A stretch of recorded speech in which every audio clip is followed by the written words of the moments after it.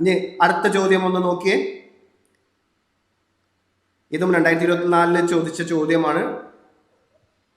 ശ്രദ്ധിക്കണം, ഇവിടെ നോട്ടെന്നൊന്നും സാധാരണ PSC ബോൾഡ് ആക്കാറില്ല. നിങ്ങൾ ശ്രദ്ധിക്കണം. ഇതാണ് ഓരോന്ന് വായിക്കുമ്പോഴും നിങ്ങൾ എന്ത് ചെയ്യേണ്ടത്? കീവേഡ് വേർഡ് ബൈ എലിമിനേഷൻ ഉപയോഗിക്കട്ടെ. എലിമിനേഷൻ ട്രിക്ക് അപ്ലൈ ചെയ്യുക. എലിമിനേറ്റ് ചെയ്ത് 4 സ്റ്റേറ്റ്മെന്റ് ക്വസ്റ്റ്യൻ ആണ്. നോട്ടാണ് എലിമിനേറ്റ് ചെയ്തിട്ട് ആൻസർ ചെയ്തേ. ഓക്കെ, രണ്ടാമത്തെ സ്റ്റേറ്റ്മെന്റ് ശരിയാണോ? അവിടെ സ്കിൽഡ് വർക്കേഴ്സ് എന്ന് പറയുന്നുണ്ട്. സ്കിൽഡ് ആണോ? അല്ല, അൺസ്കിൽഡ് ആണ്. അപ്പൊ രണ്ടാമത്തെ സ്റ്റേറ്റ്മെന്റ് തെറ്റാണ്. ഓക്കെ, രണ്ടാമത്തെ സ്റ്റേറ്റ്മെന്റ് തെറ്റാണ്. ആദ്യത്തെ സ്റ്റേറ്റ്മെന്റ് എന്താ അവസ്ഥ? Men and woman. അപ്പൊ രണ്ടെന്നുള്ളത് ചോയ്സിൽ വരണം. ചോയ്സിൽ വരണം. അപ്പൊ രണ്ടെന്നുള്ളത് ചോയ്സ് വരണം എന്നുണ്ടെങ്കിൽ ചോയ്സ് ബി നമുക്ക് ക്യാൻസൽ ചെയ്യാം. ചോയ്സ് ബി ഒരിക്കലും ആൻസർ ആകില്ല. ചോയ്സ് സിയും ആൻസർ വരില്ല. കാര്യം എന്താണ്? ചോയ്സ് ബിയും സിയും ആൻസർ വരാത്തതിന്റെ കാരണം എന്താ? അവിടെ രണ്ടില്ല. എന്തായാലും ആൻസറിൽ വരണം. തെറ്റാണത്. നമുക്ക് വേണ്ടത് തെറ്റാണ്. ഇനി നോക്കിയേ. അപ്പൊ ഒന്നാമത്തെ സ്റ്റേറ്റ്മെന്റ് നോക്കിയേ. Men and woman who have completed 18 years of age can participate. അത് കറക്റ്റ് ആണ്. അപ്പോൾ ഓൾ ഓഫ് ദീസ് എന്നുള്ളത് അപ്പൊ ഇവിടെ ഓൾ ഓഫ് ദീസ് എന്ന് പറയുമ്പോൾ എന്താ അതിന്റെ അർത്ഥം? 1 ഉണ്ട്, 2 ഉണ്ട്, 3 ഉണ്ട്, 4 ഉണ്ട്. 1 വരാൻ പാടുണ്ടോ? 1 ചോയ്സിൽ വരാൻ പാടില്ല. കാര്യം എന്താ? നോട്ട് ക്വസ്റ്റ്യൻ ആണ് ചോദിച്ചിട്ടുള്ളത്. അപ്പോൾ ഓൾ ഓഫ് ദ ഡീസും. അപ്പൊ 2 സ്റ്റേറ്റ്മെന്റ് വായിച്ചപ്പോഴത്തേക്കും നിങ്ങൾക്ക് ആൻസർ കിട്ടി. അപ്പൊ നിങ്ങൾക്ക് ഒരു സാധനം അറിയാമെങ്കിൽ എല്ലാ സ്റ്റേറ്റ്മെന്റും വായിക്കണം. അപ്പൊ ഇങ്ങനെ നിങ്ങൾക്ക് എന്ത് ചെയ്യാം? സമയം ലാഭിക്കാം. ഇതാണ് എലിമിനേഷൻ മെത്തേഡ് എന്ന് പറയുന്നത്. അറിയാവുന്ന ഒരു സ്റ്റേറ്റ്മെന്റ് ശരിയാണോ തെറ്റാണോ എന്ന് അറിഞ്ഞു കഴിഞ്ഞാൽ ഉടനെ തന്നെ ആ നോളജ് വെച്ചിട്ട് ചോയ്സ് എലിമിനേറ്റ് ചെയ്യാം. അപ്പൊ ബാക്കിയുള്ളത് മാത്രം അന്വേഷിച്ചാൽ മതി. അപ്പൊ ഞാൻ 3rd സ്റ്റേറ്റ്മെന്റ് വായിച്ചില്ല, 4th സ്റ്റേറ്റ്മെന്റ് വായിക്കാണ്ട് തന്നെ എനിക്ക് എന്ത് ചെയ്ത് ആൻസർ കിട്ടി. എന്താ ആൻസർ? A, 2 and 3 only. അപ്പൊ രണ്ടാമത്തെ സ്റ്റേറ്റ്മെന്റ് മൂന്നാമത്തെ സ്റ്റേറ്റ്മെന്റ് തെറ്റാണെന്ന് പറയുന്നത്. എന്താ മൂന്നാമത്തെ സ്റ്റേറ്റ്മെന്റ് തരാൻ? If employment is not available in rural area, basic unemployment allowance does not need to be provided എന്ന് പറയുന്നത്. അത് ശരിയാണ്. അത് ഞാൻ പറയുന്നുണ്ട്. ഓക്കെ, അപ്പൊ ഇത് ഡസ് നോട്ട് എന്ന് പറയുന്നത് തെറ്റാണ്. ഡസ് നോട്ട് അല്ല, അലവൻസ് കൊടുക്കണം. എംപ്ലോയ്മെന്റ് അലവൻസ് ഉണ്ട്. അപ്പൊ അതുകൊണ്ട് അത് തെറ്റാണ്. അപ്പൊ ഇത് അറിഞ്ഞൂടെങ്കിൽ കൂടി മൂന്നാമത്തെ സ്റ്റേറ്റ്മെന്റ് അറിയാതെയും അറിയേണ്ട ആവശ്യമില്ല. നിങ്ങൾക്ക് ഈ സ്റ്റേറ്റ്മെന്റ് അറിയേണ്ട ആവശ്യമില്ല. അല്ലാണ്ട് തന്നെ നിങ്ങൾക്ക് ആൻസർ കിട്ടും. എങ്ങനെ? എലിമിനേഷൻ മെത്തേഡ് അപ്ലൈ ചെയ്താൽ. ഓക്കെ, അപ്പൊ അതുപോട്ടെ. അപ്പൊ it guarantees 100 days of employment in a financial. അപ്പൊ ഒന്നാമത്തെ 4ാമത്തെ സ്റ്റേറ്റ്മെന്റ് ശരിയാണ്. 2, 3 തെറ്റാണ്. ആൻസർ എന്താണ്? A ആണ്. അപ്പൊ ഇങ്ങനെയാണ് നിങ്ങൾ എന്ത് ചെയ്യേണ്ടത്. ഇതും PSC ക്വസ്റ്റ്യൻ ആണ്. ഇയർ ഞാൻ മെൻഷൻ ചെയ്തിട്ടുണ്ട്, കോഡ് ഞാൻ മെൻഷൻ ചെയ്തിട്ടുണ്ട്. ഇനി അടുത്ത ചോദ്യം സിമ്പിൾ ക്വസ്റ്റ്യൻ ആണ്. Under the national employment guarantee says what is the maximum number of days of employment? Answer B ആണ്, 100 days. ഇനി ഇതിനെ നമുക്ക് എന്ത് ചെയ്യാം? ഈ ഒരു സംഭവത്തെ നമുക്ക് കറണ്ട് അഫെയർ ആയിട്ടൊന്ന് കണക്ട് ചെയ്യാം. എന്താണ്? വികസിത് ഭാരത് രാംജി ആക്ട്. ഇതായിട്ടൊന്ന് നമുക്ക് കമ്പയർ ചെയ്ത് പഠിക്കാം. എന്ത് വ്യത്യാസമാണ് ഉള്ളത്? അപ്പൊ ഇങ്ങനെ ഇതേപോലത്തെ ഒരു ചോദ്യം വന്നാൽ അപ്പൊ അവിടെ ഓർത്തിരിക്കേണ്ട ഒരു കാര്യം എന്താ വെച്ചാൽ, ഈ ആക്ട് പറയുന്നത് 125 ദിവസമാണ്. 125 days. ഓർത്ത് വെച്ചോ, കമ്പയർ ചെയ്ത് പഠിച്ചോ, ഇനി മറക്കില്ല. അപ്പോ Mahatma Gandhi national rural employment guarantee act നിങ്ങൾക്ക് തരുന്നത് എന്താണ്? Maximum number of days of employment എന്താണ്? 100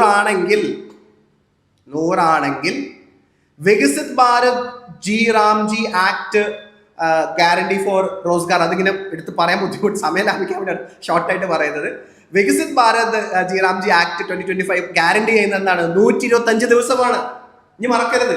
അപ്പൊ ഇങ്ങനെ ഇതിന്റെ സ്ഥാനത്ത് ഇതിട്ട് നിങ്ങൾക്ക് വരാൻ പോകുന്ന ഡിഗ്രി പ്രിലിംസിലോ അല്ലെങ്കിൽ ഡിഗ്രി മെയിൻസിലോ ചോദിച്ചാൽ ഉത്തരം എന്താണ്? 125, 125 days. ഓർത്ത് വെക്കാം. ഫാക്റ്റ് ആണ്, പക്ഷെ ഇമ്പോർട്ടന്റ് ഫാക്റ്റ് ആണ്.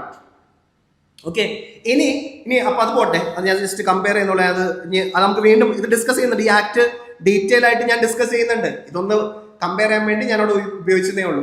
ഇനി ഈ 100 ദിവസത്തിന് ഒരു എക്സെപ്ഷൻസ് ഉണ്ട്. 100 day റൂളിന് എക്സെപ്ഷൻസ് പറയുന്നുണ്ട്. എന്ന് വെച്ചാൽ ഒരു സിവിയർ നാച്ചുറൽ കലാമിറ്റി വന്നാൽ, ഒരു കലാമിറ്റി പോലെ സിവിയർ ആയിട്ടുള്ള നാച്ചുറൽ കലാമിറ്റി, ഡ്രോട്ടോ ഫ്ലഡ്സോ അതേപോലെ എന്തെങ്കിലും നാച്ചുറൽ കലാമിറ്റി വന്നാൽ എന്താണ് ഇതിന്റെ എണ്ണം 100 എന്നുള്ളത് 150 ദിവസമായിട്ട് എക്സ്റ്റെൻഡ് ചെയ്യാനുള്ള പ്രൊവിഷൻ ഈ ആക്ടിലുണ്ട്. അപ്പോൾ ഒരു നാച്ചുറൽ കലാമിറ്റി വന്നാൽ സാധാരണ ഒരു നോർമൽ ഇയറിൽ 100 ദിവസമാണ്. പക്ഷെ എക്സെപ്ഷണൽ ഇയറിൽ ഒരു നാച്ചുറൽ കലാമിറ്റി കാരണം വെള്ളപ്പൊക്കമോ അങ്ങനെ അതേപോലത്തെ ഡ്രോട്ട്സോ അങ്ങനെ എന്തെങ്കിലും വന്നാൽ സെൻട്രൽ ഗവൺമെന്റിന് 100 എന്നുള്ളത് 150 ദിവസമാക്കാം. ഇനി അതുകൂടാണ്ട് വേണമെങ്കിൽ സ്റ്റേറ്റ് ഗവൺമെന്റിന് അപ്പൊ 150 ദിവസം വരെ ഉള്ള പൈസ സെൻട്രൽ ഗവൺമെന്റ്. അവിടെ ശ്രദ്ധിക്കേണ്ട ഒരു കാര്യം ഞാൻ ഇതിൽ പറയുന്നുണ്ട്, ഈ വേജസ്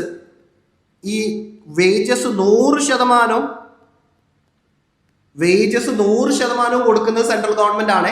ഞാൻ ഇതിൽ വരുന്നുണ്ട്, എക്സ്പ്ലെയിൻ ചെയ്യുന്നുണ്ട്. അപ്പോൾ പക്ഷെ ഇതിൽ മാറ്റം, പുതിയ ആക്ട് വന്നപ്പോൾ അത് മാറി. അവിടെയാണ് പ്രശ്നം. അതാണ് സെൻട്രൽ സ്റ്റേറ്റ് 125 ആക്കിയാൽ ആർക്കും ഒരു പ്രശ്നമില്ല. പക്ഷെ അത് നടപ്പിലാക്കാൻ കുറച്ച് ബുദ്ധിമുട്ടുണ്ട്.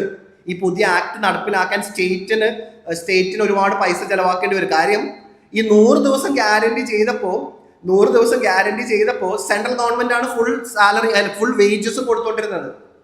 അപ്പൊ ഇവിടെ ഡ്രോട്ട് വന്നാലും ഈ 150 ദിവസം വരെയുള്ള ആ വേജസ് കൊടുക്കുന്നത് സെൻട്രൽ ഗവൺമെന്റ് ആയിരുന്നു. അപ്പോൾ ഇവിടെ അപ്പൊ ജസ്റ്റ് ഒന്ന് കമ്പയർ ചെയ്ത് നോക്കണം. അപ്പൊ ഇത് ഓർത്ത് വെച്ചു, 100% സെൻട്രൽ ഗവൺമെന്റ്. ഇനി സ്റ്റേറ്റിന് ഈ 150-ലും കൂടുതൽ ദിവസം വേണമെങ്കിൽ സ്റ്റേറ്റിന് കൊടുക്കാം, വേണമെങ്കിൽ അതിലൊരു എക്സ്ട്രാ 50 ദിവസം കൂടി കൊടുക്കാം. പക്ഷെ അങ്ങനെ വരുമ്പോൾ അതെന്ത് ചെയ്യണം, സ്റ്റേറ്റ് സ്വന്തം ബഡ്ജറ്റിൽ നിന്ന് എടുത്ത് കൊടുക്കണം. അപ്പോൾ ഈ റൂളൊന്ന് നിങ്ങൾ അറിഞ്ഞിരിക്കുക. അപ്പൊ നോർമൽ 100 ദിവസം, എക്സെപ്ഷണൽ കേസിൽ നാച്ചുറൽ കലാമിറ്റീസിൽ 100 എന്നുള്ളത് 150, പിന്നെ അതിലും കൂടുതൽ വേണമെങ്കിൽ ഇൻഡിവിജ്വൽ സ്റ്റേറ്റ് ഗവൺമെന്റ് കൊടുക്കാം. ഈ ഒരു പോയിന്റ് ഡിമാൻഡ് ഡ്രിവൻ എന്നുള്ളത് ഒരു ഇമ്പോർട്ടന്റ് കറണ്ട് ടോപ്പിക്കാണ്. കാരണം ഈ ഒരു ഇതിൽ മാറ്റം, പുതിയ ആക്ടിൽ ഈ ഒരു പ്രൊവിഷനായിട്ട് മാറ്റങ്ങൾ വന്നിട്ടുണ്ട്. ഈ ഒരു പ്രൊവിഷനിൽ നമുക്ക് മാറ്റങ്ങൾ വന്നിട്ടുണ്ട്. അപ്പൊ നമുക്ക് നോക്കാം എന്ത് മാറ്റങ്ങളാണ് വന്നിട്ടുള്ളത് നോക്കാം. അപ്പൊ അതിനു മുമ്പ് എന്താണ് ഡിമാൻഡ് ഡ്രിവൻ കൊണ്ട് ഉദ്ദേശിക്കുന്നത്? ഡിമാൻഡ് ഡ്രിവൻ കൊണ്ട് ഉദ്ദേശിക്കുന്നത് എന്താണ്? ആ പേരൊന്ന് ആലോചിച്ച് നോക്കിയേ. ഡിമാൻഡ് ഡ്രിവൻ എന്താ? ഡിമാൻഡ്, ഒരാൾ വന്നിട്ട് നിങ്ങളോട് എന്തോ ചോദിക്കുകയാണ്, അതിനാണ് ഡിമാൻഡ് എന്ന് പറയുന്നത്. അപ്പൊ ഇവിടെ ഈ സ്കീമിൽ ഡിമാൻഡ് എന്തായിരിക്കും? വർക്കാണ്. ഒരാൾ വന്ന് ഒരു പഞ്ചായത്തിൽ ചെന്നിട്ട് പഞ്ചായത്തിനോട് ചോദിക്കുകയാണ്, വില്ലേജ് പഞ്ചായത്തിൽ ചെന്നിട്ട് ചോദിക്കണം, എനിക്ക് ജോലി വേണം എന്ന് ചോദിക്കുകയാണ്. അങ്ങനെ ചോദിച്ചാൽ അയാൾ ക്വാളിഫൈഡ് ആണെങ്കിൽ NREG ആക്ട് പറയുന്ന, Mahatma Gandhi national rural employment guarantee act പറയുന്ന കണ്ടീഷൻ അയാൾ ഫുൾഫിൽ ചെയ്യുകയാണെങ്കിൽ, എന്താണ് കണ്ടീഷൻ? എന്താണ്? റൂറൽ ഹൗസ് ഹോൾഡ് ആയിരിക്കണം. അതേപോലെ തന്നെ മാനുവൽ സ്കിൽഡ് വർക്ക് ചെയ്യാൻ അയാൾ വോളണ്ടറി അഡൾട്ട് മെമ്പർ ആയിരിക്കണം. മാനുവൽ അൺസ്കിൽഡ് വർക്ക് ചെയ്യാൻ തയ്യാറാണെങ്കിൽ അയാൾക്ക് ജോലി കൊടുക്കണമെന്നുള്ളതാണ് ഈ ആക്ട് പറയുന്നത്. ഓക്കെ, അപ്പോൾ അതാണ് ഡിമാൻഡ് ഡ്രിവൻ. അപ്പോൾ ഒന്ന് ആലോചിച്ച് നോക്കിയേ, ഒരു 5000 പേര് വന്നിട്ട് ജോലി ചോദിച്ചാൽ 5000 പേർക്ക് കൊടുക്കണം. ജോലി കൊടുക്കാൻ പറ്റുന്നില്ല എന്നുണ്ടെങ്കിൽ, അവർ ക്വാളിഫൈഡ് ആണെങ്കിൽ, ഈ പറഞ്ഞ കണ്ടീഷൻ ക്വാളിഫൈഡ് ആണെങ്കിൽ, ഇല്ലെങ്കിൽ എന്ത് ചെയ്യണം? ഗവൺമെന്റ് അവർക്ക് അതിന് വേണ്ട അൺഎംപ്ലോയ്മെന്റ് അലവൻസ് കൊടുക്കണം. അതാണ്. അപ്പോൾ ഡിമാൻഡ് ഡ്രിവൻ വെച്ചാൽ ആരൊക്കെ വന്ന് ഡിമാൻഡ് ചെയ്താലും ജോലി കൊടുത്തേ പറ്റൂ. അതാണ് ഡിമാൻഡ് ഡ്രിവൻ എന്ന് പറയുന്നത്. ഓക്കെ, അപ്പൊ ഒരു സ്റ്റേറ്റ് ഗ്യാരണ്ടി ചെയ്യുന്നുണ്ട്. എന്താണ്? The state must provide employment. അപ്പോൾ ഇങ്ങനെ ഡിമാൻഡ് ചെയ്ത് ഒരാൾ വന്ന് ആവശ്യപ്പെട്ടിട്ട് ഇത് ഭയങ്കര ഇമ്പോർട്ടന്റ് ആണ്. ഒരുപാട് ചോദ്യം ചോദിച്ചിട്ടുണ്ട് ഈ 15 ദിവസം എന്നുള്ളത്. ഈ 15 days എന്നുള്ളത് വളരെ ഇമ്പോർട്ടന്റ് ആണ്. റിപ്പീറ്റഡ് ആയിട്ട് PSC ക്വസ്റ്റ്യൻ ചോദിച്ചിട്ടുണ്ട്. അപ്പോൾ ഒരാൾ വന്ന് ജോലി ചോദിച്ച് 15 ദിവസത്തിന്റെ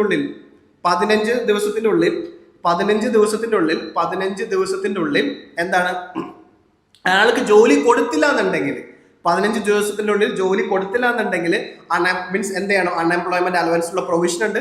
ഇനി 15 ദിവസത്തിനുള്ളിൽ ജോലി കൊടുക്കണമെന്ന് മാത്രമല്ല പറയുന്നത്, അയാൾക്ക് അയാളുടെ ലൊക്കാലിറ്റിയിൽ തന്നെ ജോലി കൊടുക്കണം. ഇതും ഭയങ്കര ഇമ്പോർട്ടന്റ് ആണ്. എന്താണ്? 5 കിലോമീറ്റർ റേഡിയസിൽ അയാളുടെ വീടിന്റെ 5 കിലോമീറ്ററിന്റെ അടുത്തുള്ള ജോലി കൊടുക്കണം. ഇനി 5 കിലോമീറ്റർ ദൂരെ സ്ഥലത്താണ് അയാൾക്ക് ജോലി കൊടുക്കുന്നതെങ്കിൽ എന്ത് ചെയ്യണം? അതിന്റെ ട്രാൻസ്പോർട്ടേഷൻ എക്സ്പെൻസസും കൊടുക്കണം എന്ന്. അപ്പൊ ബിയോണ്ട് 5 കിലോമീറ്റർ ആണെങ്കിൽ എക്സ്ട്രാ വേജ് കൊടുക്കണം. എന്തിനു വേണ്ടിയിട്ട്? ട്രാൻസ്പോർട്ടേഷനും മറ്റ് എക്സ്പെൻസസും മീറ്റ് ചെയ്യാൻ വേണ്ടിയിട്ട്. അപ്പൊ ഈ 5 കിലോമീറ്റർ എന്നുള്ളത് ഇമ്പോർട്ടന്റ് ആണ്. 15 ദിവസത്തിനുള്ളിൽ കൊടുക്കണം എന്നുള്ളതും ഇമ്പോർട്ടന്റ് ആണ്. മനസ്സിലായി? അപ്പൊ ഈ 15 ദിവസത്തിനുള്ളിൽ ഗവൺമെന്റ് കൊടുത്തില്ല എന്നുണ്ടെങ്കിൽ ജോലി കൊടുത്തില്ല എന്നുണ്ടെങ്കിൽ എന്ത് വേണം? ഒരു അൺഎംപ്ലോയ്മെന്റ് അലവൻസ് പ്രൊവൈഡ് ചെയ്യണം. ഇത് ലീഗലി ഇമ്പോർട്ടന്റ് ആണ്. Unemployment allowance. അപ്പോ ലീഗലി അൺഎംപ്ലോയ്മെന്റ് അലവൻസ് കിട്ടും. എപ്പോ? 15 ദിവസം കഴിഞ്ഞിട്ടും നിങ്ങൾ ജോലി ചെയ്ത ജോലി ഗവൺമെന്റ് നിങ്ങൾക്ക് തന്നില്ല എന്നുണ്ടെങ്കിൽ നിങ്ങൾക്ക് എന്ത് ചെയ്യാം? കോമ്പൻസേഷന് വേണ്ടിയിട്ട് അൺഎംപ്ലോയ്മെന്റ് അലവൻസ് കോമ്പൻസേഷന് അത് നിങ്ങൾക്ക് കിട്ടിയിരിക്കും. ഓക്കെ, ഇത് ആക്ടിലുള്ള പ്രൊവിഷനാണ്. ഇനി ഇതിലൊരു പ്രത്യേകതയുണ്ട്. ഈ അൺഎംപ്ലോയ്മെന്റ് അലവൻസ് കൊടുക്കുന്നത് സെൻട്രൽ ഗവൺമെന്റ് അല്ല. വളരെ പ്രധാനപ്പെട്ട ഒരു പോയിന്റ് ആണ്. ഈ അൺഎംപ്ലോയ്മെന്റ് അലവൻസ് കൊടുക്കേണ്ടത് സ്റ്റേറ്റ് ഗവൺമെന്റ് ആണ്. കാരണം ജോലി കൊടുക്കാതിരുന്നത് ആരാണ്? എത്ര പേർക്ക് വേണമെങ്കിലും ജോലി കൊടുത്താൽ അവരുടെ വേജ് കൊടുക്കാന്ന് ഗ്യാരണ്ടി ചെയ്യുന്നത് സെൻട്രൽ ഗവൺമെന്റ് ആണ്. അപ്പൊ വേജസ് 100% സെൻട്രൽ ഗവൺമെന്റ് കൊടുക്കും. കൊടുക്കാന്ന് പറഞ്ഞിട്ട് നിങ്ങൾ ജോലി ആ വേതനം കൊടുക്കുന്നത് ആ വേജ് കൊടുക്കുന്നത് സെൻട്രൽ ഗവൺമെന്റ് അല്ലേ? എന്നിട്ടും നിങ്ങൾ എന്തുകൊണ്ട് ജോലി കൊടുത്തില്ല? അപ്പൊ അതുകൊണ്ട് നിങ്ങൾ എന്ത് ചെയ്യണം? അൺഎംപ്ലോയ്മെന്റ് നിങ്ങളുടെ പോക്കറ്റിൽ നിന്ന് എടുത്ത് കൊടുക്കണം. സ്റ്റേറ്റ് ഗവൺമെന്റിന്റെ ബഡ്ജറ്റിൽ നിന്ന് എടുത്ത് കൊടുക്കണം. അപ്പോൾ ഫിനാൻഷ്യൽ ബർഡൻ. അപ്പൊ ഇത് വളരെ ഇമ്പോർട്ടന്റ് ആയിട്ടുള്ള ഒരു പോയിന്റ് ആണ്. ഓക്കെ, അപ്പോൾ ഡിമാൻഡ് ഡ്രിവൻ ആണെന്ന് വെച്ചാൽ ഡിമാൻഡ് ചെയ്താൽ ഉടനെ ജോലി കൊടുക്കണം. ഇനി ജോലി കൊടുക്കാൻ പറ്റാതിരുന്നാൽ 15 ദിവസത്തിനുള്ളിൽ കൊടുക്കാൻ പറ്റാതിരുന്നാൽ അൺഎംപ്ലോയ്മെന്റ് അലവൻസ് പ്രൊവൈഡ് ചെയ്യണം. അൺഎംപ്ലോയ്മെന്റ് അലവൻസ് പ്രൊവൈഡ് ചെയ്യേണ്ടത് സ്റ്റേറ്റ് ഗവൺമെന്റ് ആണ്. വേജസ് 100% പ്രൊവൈഡ് ചെയ്യുന്നത് സെൻട്രൽ ഗവൺമെന്റ് ആണ്. അപ്പോൾ അത് ഇമ്പോർട്ടന്റ് ആണ്. ഓക്കെ, ഇനി അതിൽ നിന്ന് ബേസ് ചെയ്തിട്ട് നമുക്ക് ക്വസ്റ്റ്യൻസ്, ഇതും 2025 PSCക്ക് ചോദിച്ച ചോദ്യങ്ങളാണ്. ഒന്ന് ആൻസർ ചെയ്ത് നോക്കിയേ. ഈസിയാണ്, ആൻസർ ചെയ്ത് നോക്കിയേ. എത്ര ദിവസമാണ് പറയുന്നത്? 15 days. How many days under the Mahatma Gandhi National Rural Employment Guarantee Scheme?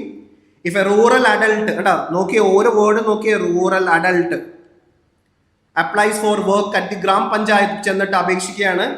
എത്ര ദിവസത്തിനുള്ളിൽ ഗ്രാമപഞ്ചായത്ത് അവർക്ക് എംപ്ലോയ്മെന്റ് പ്രൊവൈഡ് ചെയ്യണമെന്നാണ് പറയുന്നത്? 15 ദിവസം. ഇനി അടുത്ത ചോദ്യം ആൻസർ ചെയ്ത് നോക്കിയേ. ഇത് 3 സ്റ്റേറ്റ്മെന്റ് ക്വസ്റ്റ്യൻ ആണ്. എലിമിനേഷൻ മെത്തേഡ് എല്ലാവരും ഒന്ന് ട്രൈ ചെയ്ത് നോക്കിയേ. എലിമിനേഷൻ മെത്തേഡ് ഒന്ന് ട്രൈ ചെയ്ത് നോക്കിയേ. ക്വസ്റ്റ്യൻ ശ്രദ്ധിച്ച് വായിക്കുക. ക്വസ്റ്റ്യൻ പേപ്പറിൽ നിങ്ങൾക്ക് ഒന്നും ബോൾഡ് ചെയ്ത് തരില്ല.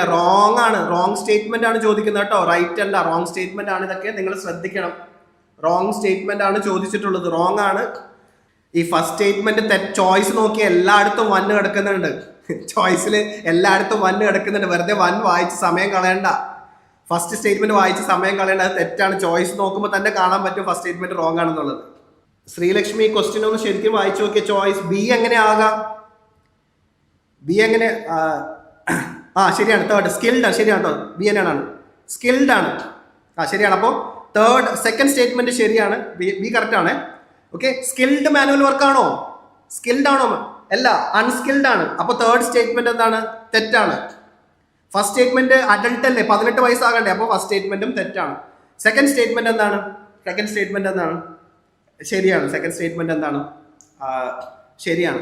അപ്പൊ ആൻസർ വരിക ബി ആണ്. only 1 and 3. അപ്പൊ ഇതേപോലെ അപ്പൊ നമ്മൾ ഈ എക്സാമിന്റെ ടെൻഷന്റെ ഇടയിൽ, പ്രഷറിന്റെ ഇടയിൽ നമ്മൾ ഈ സ്കിൽഡും അൺസ്കിൽഡും ഒന്നും കാണാൻ നമ്മൾ ശ്രദ്ധിക്കില്ല.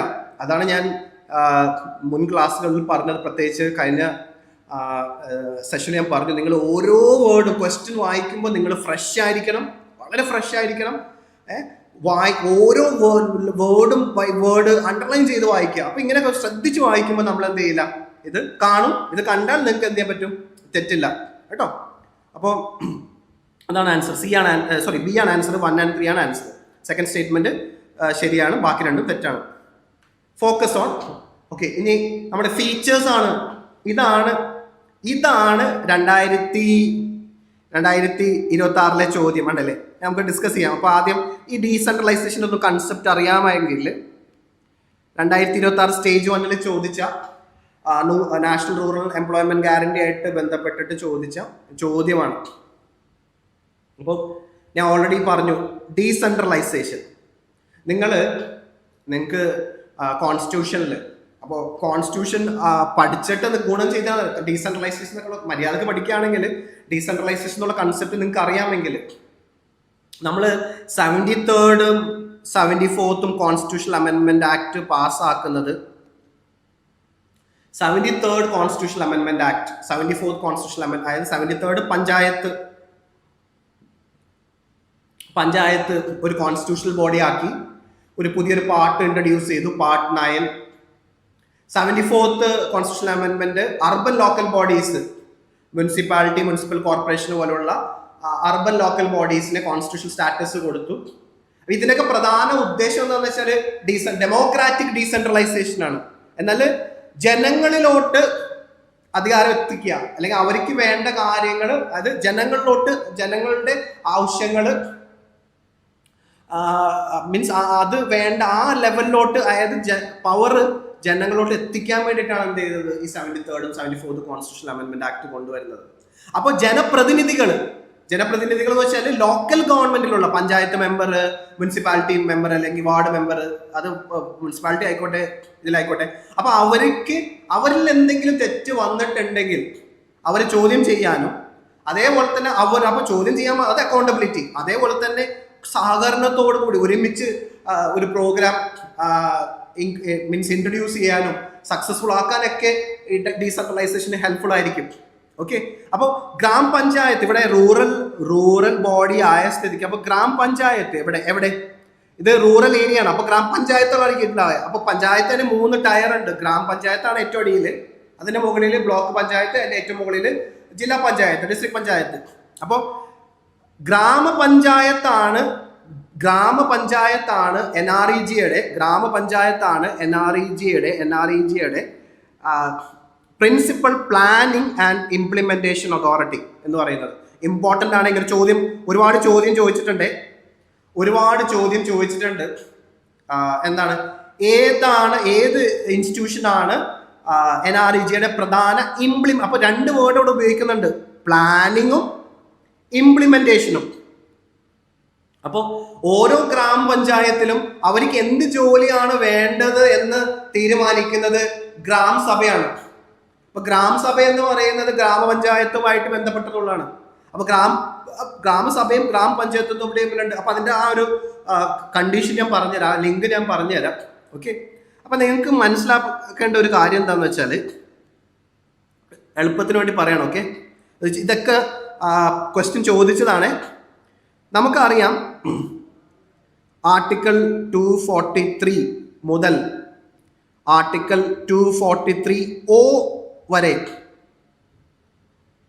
ഇത്രയും ആർട്ടിക്കിളാണ് പഞ്ചായത്ത് ആയിട്ട് ബന്ധപ്പെട്ടിട്ടുള്ളത്. അതായത് 73rd കോൺസ്റ്റിറ്റ്യൂഷണൽ അമെൻമെന്റ് ആക്ട് നിലവിൽ വന്നപ്പോൾ പുതിയൊരു പാർട്ട് ആഡ് ചെയ്തു. എന്താണ്? പാർട്ട് 9 ആഡ് ചെയ്തു. ഈ പാർട്ട് 9 അകത്തുള്ള ആർട്ടിക്കിൾ എവിടെയാണ് സ്റ്റാർട്ട് ചെയ്യുന്നത്? ആർട്ടിക്കിൾ 243, 243A, 243B അങ്ങനെ പോയിട്ട് എവിടം വരെ ഉണ്ട്? 243O വരെ. അപ്പൊ ആർട്ടിക്കിൾ 243 മുതൽ O വരെ ഉള്ളത് എന്തിന് സംബന്ധമായിട്ടുള്ള ആർട്ടിക്കിൾസ് ആണ്? പഞ്ചായത്തുമായിട്ട് ബന്ധപ്പെട്ട ആർട്ടിക്കിൾസ് ആണ്. അപ്പൊ അതിൽ ഏറ്റവും പ്രധാനപ്പെട്ട ഒരു ആർട്ടിക്കിൾ ആണ് ആർട്ടിക്കിൾ 243A. മറക്കരുത്, ആർട്ടിക്കിൾ 243A. അത് വളരെ ഇമ്പോർട്ടന്റ് ആയിട്ടുള്ള, ഇത് കോൺസ്റ്റിറ്റ്യൂഷൻ ഇമ്പോർട്ടന്റ് ആണ്, ഡിഗ്രി പ്രിലിംസ് മെയിൻസിനൊക്കെ ഇമ്പോർട്ടന്റ് ആണ്. എന്താണ് ഈ ആർട്ടിക്കിൾ 243A പറയുന്നത്? ഗ്രാമസഭ ഒരു കോൺസ്റ്റിറ്റ്യൂഷണൽ ബോഡിയാണ്. ഗ്രാമസഭ ഒരു കോൺസ്റ്റിറ്റ്യൂഷണൽ ബോഡിയാണ്. ആർട്ടിക്കിൾ ഏതാണ്? 243A. അപ്പൊ അവിടെ പറയുന്നത് വെച്ചാല് ഒരു വില്ലേജിലുള്ള ആ ഗ്രാമത്തിലുള്ള ഒരു ഗ്രാമത്തിലെ എല്ലാ അഡൽട്ട് മെമ്പേഴ്സ്, അതായത് വോട്ടർ ലിസ്റ്റിലുള്ള എല്ലാവരും ഓട്ടോമാറ്റിക്കലി ഗ്രാമസഭ മെമ്പറായി. അപ്പോൾ ഒരു വില്ലേജിൽ എന്തൊക്കെ വരും? ഒരു ഗ്രാമസഭയുണ്ട്, അതേപോലെ തന്നെ ഒരു ഗ്രാമപഞ്ചായത്തും ഉണ്ട്. ഗ്രാമപഞ്ചായത്ത്. അടുത്ത ആർട്ടിക്കിൾ 243B ഡീൽ ചെയ്യുന്നത് പലതരത്തിലുള്ള പഞ്ചായത്തിനെ കുറിച്ചിട്ടാണ്. 3 തരത്തിലുള്ള പഞ്ചായത്ത് ഉണ്ട്. വില്ലേജ് പഞ്ചായത്ത് അല്ലെങ്കിൽ ഗ്രാമപഞ്ചായത്ത്, അതിന് മുകളിൽ ആയിട്ട് ബ്ലോക്ക് പഞ്ചായത്ത്, അതിന് മുകളിൽ ജില്ലാ പഞ്ചായത്ത്. അത് അടുത്ത ആർട്ടിക്കിൾ പറയുന്നുണ്ട്. അപ്പോൾ നമുക്കറിയാം, നമ്മളിപ്പോൾ ഈ അടുത്ത കേരളത്തിൽ ഇലക്ഷൻ ഒക്കെ കഴിഞ്ഞതാണ്. അപ്പൊ നിങ്ങൾ പഞ്ചായത്തിലുള്ളവരാണ് താമസിക്കുന്നതെങ്കിൽ നിങ്ങൾ എന്ത് ചെയ്തിട്ടുണ്ട്? വോട്ട് ചെയ്തിട്ടുണ്ട്. നിങ്ങൾക്ക് പഞ്ചായത്ത് മെമ്പറെ സെലക്ട് ചെയ്തിട്ടുണ്ട്. അവിടെ നിന്ന് ഓരോ പഞ്ചായത്തിനും അതിൻ്റെതായ റെപ്രസെന്റേറ്റീവ്സും ഉണ്ട്. അപ്പൊ അങ്ങനെയാണ് ഗ്രാമപഞ്ചായത്ത് രൂപീകരിക്കപ്പെടുന്നത്. അപ്പോൾ ഗ്രാമസഭയിലുള്ള എല്ലാ മെമ്പേഴ്സും കൂടി ചേർന്നിട്ടാണ് ഗ്രാമപഞ്ചായത്തിൽ മെമ്പേഴ്സിനെ എലക്ട് ചെയ്യുന്നത്. പിന്നെ ഈ പഞ്ചായത്തിന് എന്തുണ്ട്? ഒഫീഷ്യൽസ് ഉണ്ട്. ഓരോ പഞ്ചായത്തിനും എന്തുണ്ട്? ഓരോ ഒഫീഷ്യൽസ് ഉണ്ട്. പഞ്ചായത്ത് സെക്രട്ടറി അങ്ങനെ പോകും. വില്ലേജ് എക്സ്റ്റൻഷൻ വിഇഒ പോലുള്ള ഓഫീസർമാരും ഉണ്ട്. ഓക്കെ. അപ്പൊ ഗ്രാമപഞ്ചായത്ത് എന്ന് പറയുമ്പോൾ ഈ നിങ്ങൾ എലക്ട് ചെയ്ത വാർഡ് മെമ്പർമാരും പഞ്ചായത്ത് പ്രസിഡന്റും ഉണ്ട്. അതേപോലെ നോൺ എലക്റ്റഡ് ഒഫീഷ്യൽസും ഉണ്ട്. Panchayat secretary, village extension officer etcetera അവരും ഉണ്ട്. അപ്പോൾ ഇവിടെ ഈ NRG ആക്ട് പറയുന്നത് വെച്ചാൽ അപ്പോൾ ഓരോ പഞ്ചായത്തിലെയും ഏതൊക്കെ ജോലികളാണ് അവർക്ക് കൊടുക്കേണ്ടത്, ഏത് ജോലി ഓരോ ഹൗസ് ഹോൾഡിൽ നിന്ന് എത്ര പേർക്ക് എങ്ങനെയെന്നൊക്കെ എല്ലാം പ്ലാൻ ചെയ്ത് തീരുമാനിക്കുന്നത് ഗ്രാമസഭയാണ്. അപ്പൊ കേരളത്തിൽ അതിന് കുറച്ച് വ്യത്യാസമുണ്ട്. ഇത് ഞാൻ ഓവറോൾ ഇന്ത്യന്റെ കേസിലാണ് പറയുന്നത്. കേരളത്തിന് നമ്മൾ വീണ്ടും ഡീറ്റെയിൽ ആയിട്ട് പറയുന്നുണ്ട്. കുടുംബശ്രീ ഒരു പ്രധാനപ്പെട്ട റോൾ പ്ലേ ചെയ്യുന്നുണ്ട്. അത് കേരളത്തിലോട്ട് വരാം. ആദ്യം നമ്മൾ ഈ സെഷൻ എങ്ങനെയാണ്, ആദ്യം NREGA ആക്ടിന്റെ പ്രധാനപ്പെട്ട ഫീച്ചേഴ്സ് അങ്ങനെ ചോദിച്ചിട്ടുണ്ട്. അത് ഓൾ ഇന്ത്യ ആക്ട് ആണ്, ഓൾ ഇന്ത്യ സ്കീമാണ്. അതിൽ നിന്ന് കേരളത്തിൽ ഈ ആക്ട് എങ്ങനെ നടപ്പിലാക്കുന്നു, അപ്പൊ കേരളത്തിൽ എന്തൊക്കെ മാറ്റങ്ങൾ ഉണ്ട്, നാഷണൽ ലെവലിൽ നിന്ന് കേരള സ്പെസിഫിക് ആയിട്ട് കുറെ ചേഞ്ചസ് ഉണ്ട്, അതും ക്വസ്റ്റ്യൻ ചോദിച്ചിട്ടുണ്ട്. പ്രത്യേകിച്ച് മെയിൻസിന് എല്ലാം കേരള റിലേറ്റഡ് ആയിട്ടുള്ള എല്ലാ ക്വസ്റ്റ്യൻസ് ചോദിച്ചിട്ടുള്ളത് മെയിൻസിനാണ്. അപ്പൊ അത് ഭയങ്കര ഇമ്പോർട്ടന്റ് ആണ്. അപ്പൊ അതും നിങ്ങൾ അറിഞ്ഞിരിക്കും. അപ്പം ഇപ്പൊ ഞാൻ പറഞ്ഞുകൊണ്ടിരിക്കുന്നത്, അപ്പൊ ഞാൻ പറഞ്ഞ ഗ്രാമസഭ എന്താണെന്ന് അറിഞ്ഞിരിക്കണം. അപ്പൊ ഗ്രാമസഭയും നിങ്ങൾക്ക് നമുക്കറിയാലോ, എക്സിക്യൂട്ടീവ് ലെജിസ്ലേച്ചർ ഒക്കെ പഠിച്ചിട്ടുണ്ടല്ലോ. നിങ്ങൾക്ക് മീൻസ് ഇത് മനസ്സിലാക്കാൻ വേണ്ടി കേട്ടോ. അപ്പൊ ഗ്രാമസഭ എന്ത് ചെയ്തോളൂ? ഗ്രാമസഭ ഒരു ലെജിസ്ലേച്ചർ പോലെ. ഒഫീഷ്യൽ അല്ല കേട്ടോ, ഇത് ഒഫീഷ്യൽ ഒന്നുമല്ല, നിങ്ങൾക്ക് മനസ്സിലാക്കാൻ വേണ്ടിയാണ്. ഗ്രാമസഭ ഒരു ലെജിസ്ലേച്ചർ പോലെ ഫംഗ്ഷൻ ചെയ്യുക. ഗ്രാമപഞ്ചായത്ത് ഒരു എക്സിക്യൂട്ടീവ് പോലെ ഫംഗ്ഷൻ ചെയ്യുക. മനസ്സിലായോ? അപ്പോ ഗ്രാമസഭ എന്ത് ചെയ്യാം? ഗ്രാമസഭക്ക് എന്ത് ചെയ്യാം? ഗ്രാമപഞ്ചായത്തിനെ ചോദ്യം ചെയ്യാം. Like a legislature is accountable, means executive is accountable to the legislature. Executive എങ്ങനെ ലെജിസ്ലേച്ചർ അക്കൗണ്ടബിൾ ആണോ അതേപോലെ ഞാൻ മനസ്സിലാക്കാൻ വേണ്ടിയിട്ട് പറയുന്നതാണ്. മനസ്സിലായോ? ഓൾമോസ്റ്റ് അതൊരു ലോക്കൽ ഗവൺമെന്റ് ലെവലിൽ, വില്ലേജ് തലത്തിൽ ഇങ്ങനെയാണ് ഫംഗ്ഷൻ ചെയ്യുന്നത്. അതൊന്ന് ഓർത്തു വെക്കാം. ഓക്കെ. അപ്പൊ ഇവിടെ ഇനി ഇൻട്രസ്റ്റിംഗ് ആയിട്ടുള്ള അടുത്ത ഫാക്ടർ എന്താന്ന് വെച്ചാൽ, ഇത് ഈ പറയുന്ന ഈ ഗ്രാമപഞ്ചായത്താണ് principal planning and implementation authority. നമ്മൾ ഒരുപാട് പ്രാവശ്യം ചോദിച്ചിട്ടുണ്ട്, ഇമ്പോർട്ടന്റ് ആണ്. ഇനി NREG ആക്ട് പറയുന്നത് Mahatma Gandhi national rural employment guarantee ആക്ടിലെ പ്രൊവിഷൻ ആണ് പറയുന്നത്. അവര് പറയുന്നത് 50%, അറ്റ്ലീസ്റ്റ് 50% ഓഫ് ദി വർക്ക്, അതായത് ഈ പറയുന്ന റൂറൽ എംപ്ലോയ്മെന്റ് ഗ്യാരണ്ടി ആക്ടിലെ ചുരുങ്ങിയത് 50% വർക്കും എക്സിക്യൂട്ട് ചെയ്യേണ്ടത്, നടപ്പിലാക്കേണ്ടത് ഗ്രാമപഞ്ചായത്താണെന്ന് പറയുന്നത്. അപ്പൊ ഗ്രാമപഞ്ചായത്ത് ആയിരിക്കണം ചുരുങ്ങിയത് കേട്ടോ. പക്ഷെ ഇത് കേരളത്തിൽ വരുമ്പോൾ ഇത് ഭയങ്കര വ്യത്യാസമുണ്ട്. കേരളത്തിൽ ഇത് എങ്ങനെയാണ് നടപ്പിലാക്കുന്നത്? കേരളത്തിൽ 100%. അപ്പോ നാഷണൽ ആക്ട് പറയുന്നത് ചുരുങ്ങിയത് 50% ഗ്രാമപഞ്ചായത്ത് എക്സിക്യൂട്ട് ചെയ്താൽ മതി എന്നാണ് പറയുന്നത്.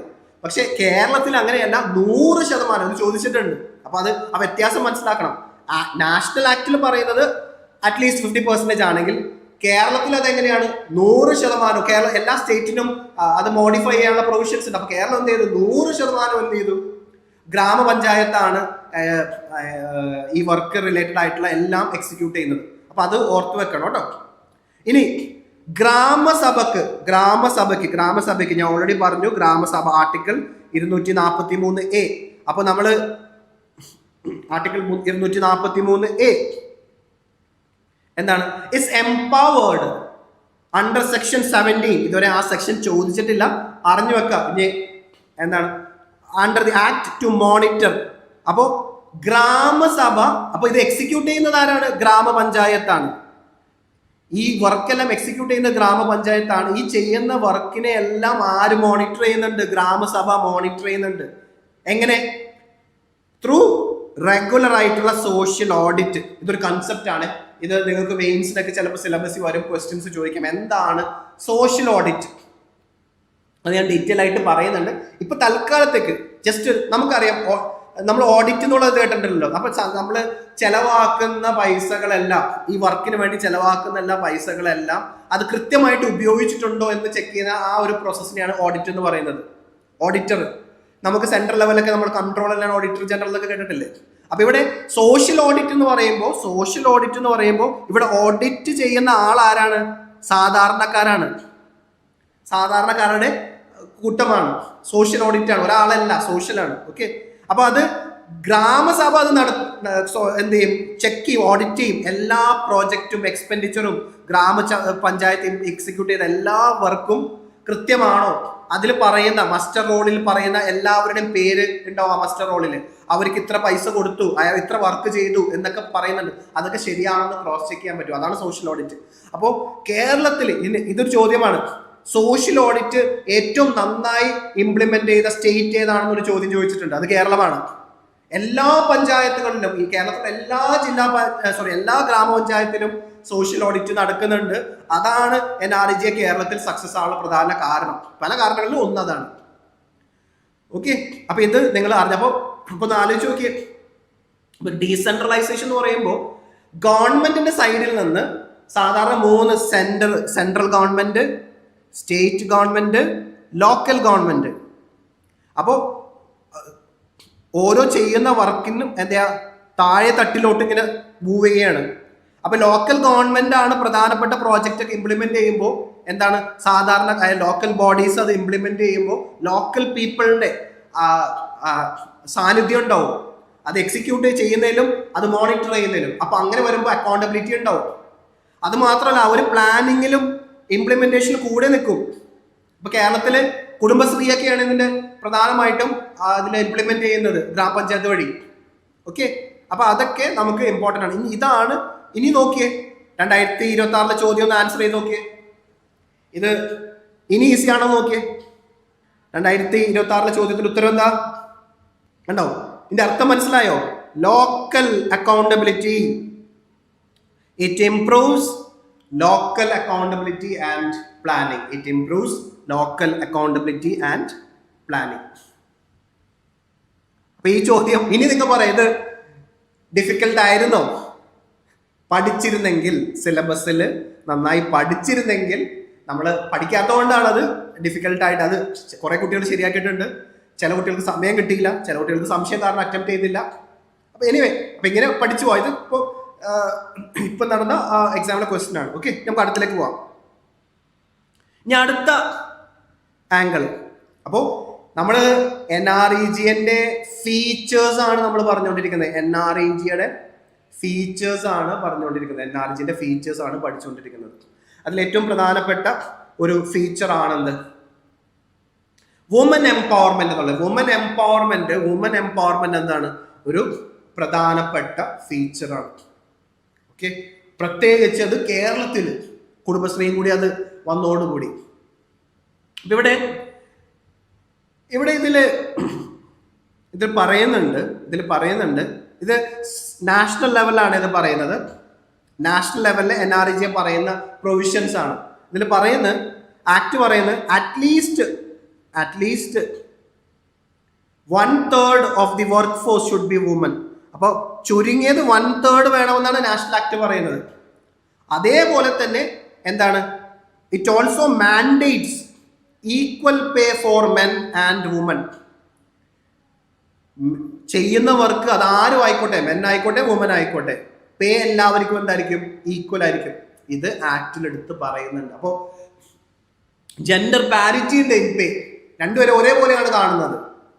അതേപോലെ തന്നെ അപ്പോൾ ഇനി ഇത് കേരളത്തിലോട്ട് വന്നപ്പോൾ എന്ത് സംഭവിച്ചെന്ന് വെച്ചാൽ, ഇതിന്റെ ഇംപ്ലിമെന്റേഷൻ ഗ്രാമപഞ്ചായത്ത് കുടുംബശ്രീയായിട്ട് ലിങ്ക് ചെയ്തോടുകൂടി, കുടുംബശ്രീയായി ഇത് ഏറ്റെടുത്തോടുകൂടി കേരളത്തിൽ കേസ് എടുക്കുകയാണെങ്കിൽ 85% മുതൽ 90% വരെ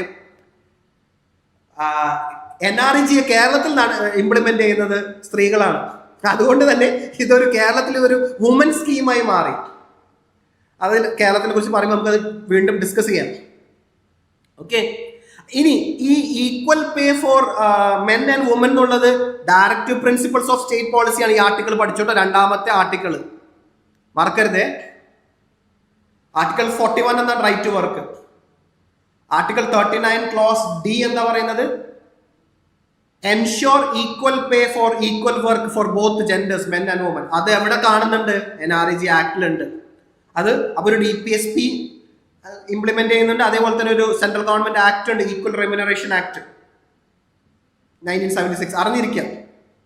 അപ്പൊ അതിനെല്ലാം സഹായിക്കുന്നുണ്ട്, ഈ പ്രൊവിഷൻസ് സഹായിക്കുന്നുണ്ട്. അപ്പോൾ വുമൻ എംപവർമെന്റ്, അപ്പൊ ഡീസെൻട്രലൈസേഷൻ പോലെ തന്നെ ഒരു പ്രധാനപ്പെട്ട ഫീച്ചറാണ് NREGA ഫീച്ചർ ആണെന്ത്? വുമൻ എംപവർമെന്റ് എന്നുള്ളത്. ഈ ക്വസ്റ്റൻ ഒന്ന് ആൻസർ ചെയ്ത് നോക്കിയേ, എല്ലാവരും ഒന്ന് ആൻസർ ചെയ്ത് നോക്കിയേ ക്വസ്റ്റ്യൻ. ശരിയാണ്, എല്ലാവരും ഒന്ന് അറ്റംപ്റ്റ് ചെയ്തേ. സ്റ്റേറ്റ്മെന്റ് വൈസ് ക്വസ്റ്റ്യൻ ആണ്. 3 സ്റ്റേറ്റ്മെന്റ് ഉണ്ട്. D ആണ് ആൻസർ. എല്ലാ സ്റ്റേറ്റ്മെന്റും ശരിയാണ്, സിമ്പിൾ ആണ്. ഈക്വൽ വേജസ്, എംപ്ലോയ്മെന്റ് 15 ദിവസത്തിനുള്ളിൽ പ്രൊവൈഡ് ചെയ്തില്ലെങ്കിൽ അൺഎംപ്ലോയ്മെന്റ് അലവൻസ് കൊടുത്തിരിക്കണം. ലോക്കൽ എംപ്ലോയ്മെന്റ് 15 ദിവസത്തിന് അപ്ലൈ ചെയ്യുമ്പോൾ തന്നെ കൊടുക്കണം. 3 സ്റ്റേറ്റ്മെന്റും നോക്കിയ 2025 PSC ചോദിച്ച ചോദ്യമാണ്. എല്ലാം ശരിയാണ്. അടുത്ത ചോദ്യം ഒന്ന് ആൻസർ ചെയ്തേ. ഇത് 2024 PSC ചോദിച്ച ചോദ്യമാണ്. ശരിക്കും വായിക്കൂ. നീ ആ ക്വസ്റ്റ്യൻസ് 4 ചോയ്സ് നല്ലോണം ഒന്ന് വായിച്ചു നോക്കിയേ. ആ മഹാരാഷ്ട്രയുടെ ആക്ട് നമ്മൾ ക്ലാസ് തുടങ്ങിയപ്പോൾ ഞാൻ ഒന്ന് ആലോചിച്ചു, ഇതിനൊക്കെ ഇൻഫ്ലുവൻസ് ചെയ്ത ഒരു ആക്ടാണ് മഹാരാഷ്ട്രയിൽ. അന്ന് ആ സിവിയർ ഡ്രോട്ട് ഉണ്ടായപ്പോ എന്താ അവിടെ സംഭവിച്ചത്? അവർക്ക് ജോലി മാത്രമാണ് നഷ്ടപ്പെട്ടത്, മൈഗ്രേഷൻ നടന്നു. ഇതില് ബിയും സിയും നമുക്ക് ഈസി ആയിട്ട് എലിമിനേറ്റ് ചെയ്യാൻ പറ്റും. No shortage of employment in urban areas എന്ന് പറയുന്നത് നമുക്കറിയാം തെറ്റാണ്. No poverty in urban areas എന്ന് പറയുന്നതും തെറ്റാണ്. ഇനി എയും ഡിയും തമ്മിലുള്ളതാണ്. ഓക്കെ, അപ്പൊ ഇവിടെ നമ്മൾ നോക്കിക്കഴിഞ്ഞാൽ നമ്മൾ എംപ്ലോയ്മെന്റ്, ഇനിയും പല എംപ്ലോയ്മെന്റ് പ്രോഗ്രാംസ് നമ്മൾ ചിന്തിക്കേണ്ടത് ഇന്ത്യയെ ഒന്ന് മൊത്തമായിട്ട്, നമ്മൾ കേരളത്തിനെ മാത്രം ചിന്തിക്കാണ്ട് ഒന്ന് ഇന്ത്യയെ കുറിച്ച് ഒന്ന് ചിന്തിച്ചു നോക്കിയേ, ഒന്ന് ആലോചിച്ച് നോക്കിയേ. ഉത്തർപ്രദേശ്, ബീഹാർ, ബംഗാൾ, നമ്മുടെ നാട്ടില് എന്തോരം അന്യ സംസ്ഥാനക്കാരാണ് ഇവിടെ വന്ന് ജോലി ചെയ്യുന്നത്. എന്തുകൊണ്ടാണ് അവർ അവിടെ നിന്ന് ഇവിടെ വന്ന് ജോലി ചെയ്യാനുള്ള കാരണം? അവിടെ അവർക്ക് എന്തില്ല? എംപ്ലോയ്മെന്റ് ഇല്ല. അപ്പോൾ മൈഗ്രേഷൻ നടക്കുക, കേരളത്തിലോട്ട് ഇങ്ങോട്ട് ഒരു മൈഗ്രേഷൻ നടന്നുകൊണ്ടിരിക്കുക. അപ്പൊ ബേസിക്കലി അപ്പൊ ഇവിടെ കേരളത്തിനൊരു പ്രത്യേകതയുണ്ട്. കേരളത്തിൽ പ്രത്യേകത വെച്ചാൽ ഇവിടെ മാനുവൽ വർക്ക്, ഇത് വെയിജ് പാരഡോക്സ് എന്നുള്ളൊരു കൺസെപ്റ്റ് വരുന്നുണ്ട് കേട്ടോ. അത് ഞാൻ ഡിസ്കസ് ചെയ്യാം. NREGA കൊടുക്കുന്ന എമൗണ്ടും ഇവിടെ സാധാരണ ഒരു മാനുവൽ ലേബറിന് കിട്ടുന്ന ദിവസക്കൂലിയും തമ്മിൽ വളരെ വ്യത്യാസമുണ്ട്. അത് നമുക്ക് ഡിസ്കസ് ചെയ്യാം. അപ്പോൾ ഇതിന്റെ ബേസിക് എയിം റൂറൽ ഏരിയാസിലെ വേജസ് കൂട്ടുക എന്നുള്ളതല്ല. ഒന്നാമത് റൂറൽ ഏരിയ, അപ്പോൾ ഈ പറയുന്ന ഇപ്പൊ നമുക്കറിയാം ജാർഖണ്ഡ്, ഛത്തീസ്ഗഡ്, ആസാം, ആ റീജിയനിലൊക്കെ ഉള്ളവരൊക്കെ ഇങ്ങോട്ട് വരാനുള്ള പ്രധാന കാര്യം എന്താണെന്ന് വെച്ചാൽ അവർക്ക് ജോലി ഇല്ല, ശമ്പളം ഇല്ലാത്തതുകൊണ്ടല്ല, ജോലി തന്നെ ഇല്ല. അപ്പൊ ആ ജോലി ഇല്ലാത്തത് കൊണ്ട് അവിടെ ഓരോ റൂറൽ ഏരിയാസിലും, ഇന്ത്യയുടെ പല റൂറൽ ഏരിയാസിലും ഗവൺമെന്റിന് ജോബ് ക്രിയേറ്റ് ചെയ്യാൻ പറ്റാത്തതുകൊണ്ട് ജോലിയുള്ള സ്ഥലത്തോട്ട് ആളുകൾ മാറിക്കൊണ്ടിരിക്കുകയാണ്. അപ്പൊ അതൊന്ന് അവോയ്ഡ് ചെയ്യാൻ വേണ്ടിയിട്ടാണ് അവരവരുടെ സ്ഥലങ്ങളിൽ തന്നെ എന്ത് ചെയ്യാം, ജോബ് ക്രിയേറ്റ് ചെയ്യാൻ ശ്രമിക്കുന്നത്. അപ്പൊ കറക്റ്റ് ആൻസർ എന്താണ്? ഡി ആണ് കേട്ടോ. അപ്പൊ സി മീൻസ് എയും ഡിയും തമ്മിൽ ബെസ്റ്റ് ആൻസർ എന്താണ്? ഡി ആണ്. ഇനി അടുത്ത ഗോള്. അപ്പൊ ഇതെല്ലാം ഓരോ ഹെഡിങ്ങും എന്താണ് പ്രധാനപ്പെട്ട ഫീച്ചേഴ്സോ ഒബ്ജക്റ്റീവോ ആണ് എന്തിന്റെ? NREGA. Creating durable assets. നമ്മൾ എക്കണോമിയിലൊക്കെ പഠിച്ചിട്ടുണ്ടാവും അസറ്റ്സ്. ഡ്യൂറബിൾ ആയിരിക്കണം എന്ന് വെച്ചാൽ കുറെ കാലത്തോട്ട് അത് നിലനിൽക്കണം. റോഡ് പണിതാൽ നമുക്കറിയാം റോഡ് ഒരു ഡ്യൂറബിൾ അസറ്റ് ആണ്. ഒരു പ്രാവശ്യം അത് ചുരുങ്ങിയത് ഒരു 2-3 അത് റോഡ് പണിയുടെ ക്വാളിറ്റി അനുസരിച്ച് 2, 3, 5, 10 വർഷം വരെ നിന്നോളും. അപ്പൊ അതൊക്കെ ഡ്യൂറബിൾ അസറ്റ് ആണ്. അപ്പൊ അതായത് പ്രൊഡക്റ്റീവ് ആയിരിക്കണം. ആ ക്രിയേറ്റ് ചെയ്യുന്ന ഈ നമുക്കറിയാം വർക്ക് കൊടുക്കുന്നുണ്ട്. ഇനി വർക്ക് ചെയ്യുന്ന ഈ വർക്ക് എന്തെങ്കിലും ഒരു സാധനം ക്രിയേറ്റ് ചെയ്യണമല്ലോ. നമ്മൾ എന്തെങ്കിലും ജോലി ചെയ്യുന്നത് എന്തെങ്കിലും ഒരു അസറ്റ് ക്രിയേഷൻ ആണല്ലോ. അപ്പൊ ഈ ഉണ്ടാക്കുന്ന അസറ്റ് എന്തായിരിക്കണം? പ്രൊഡക്റ്റീവ് ആയിരിക്കണം. ആ അസറ്റിൽ നിന്ന് വീണ്ടും ജനങ്ങൾക്ക് ബെനിഫിറ്റ് ഉണ്ടാവണം, ജോലിയോ അല്ലെങ്കിൽ വരുമാനം ഉണ്ടാവണം. അതാണ് പ്രൊഡക്റ്റീവ് എന്ന് ഉദ്ദേശിക്കുന്നത്. അപ്പോൾ ഈ ചെയ്യുന്ന ജോലിയെല്ലാം പ്രൊഡക്റ്റീവ് ആയിരിക്കണം. ആ ചെയ്യുന്ന ആൾക്ക് വരുമാനം മാത്രം കിട്ടിയാൽ പോരാ. ക്രിയേറ്റ് ചെയ്യുന്ന അസറ്റ് എന്തായിരിക്കണം? ഡ്യൂറബിൾ ആയിരിക്കണം, പ്രൊഡക്റ്റീവ് ആയിരിക്കണം. വീണ്ടും അതുകൊണ്ടിട്ട് ജനങ്ങൾക്ക് ബെനിഫിറ്റ് ഉണ്ടാവണം.